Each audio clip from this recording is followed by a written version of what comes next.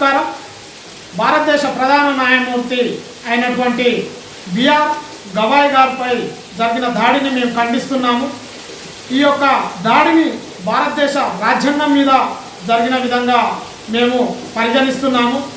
అదేవిధంగా ఎవరైతే రాకేష్ కిషోర్ గారు ఉన్నారో భారతదేశ ప్రధాన న్యాయమూర్తి అయినటువంటి గవాయ్ గారిపై కాలి బూటు విసిరేయడం మనం ఎంత సిగ్గుచేటు మనం చూస్తున్నాము.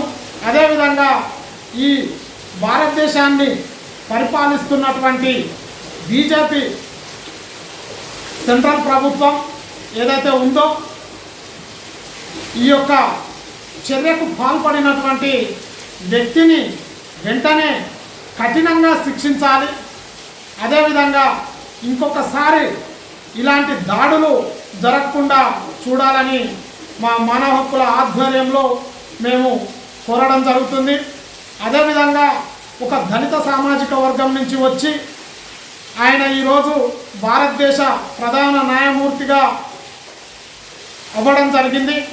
అలాంటి వ్యక్తిపై ఒక ఉన్నత వర్గానికి చెందినటువంటి వ్యక్తులు బూట్లు విసిరేస్తే కూడా ఇంతవరకు ఎలాంటి చర్యలు లేవు.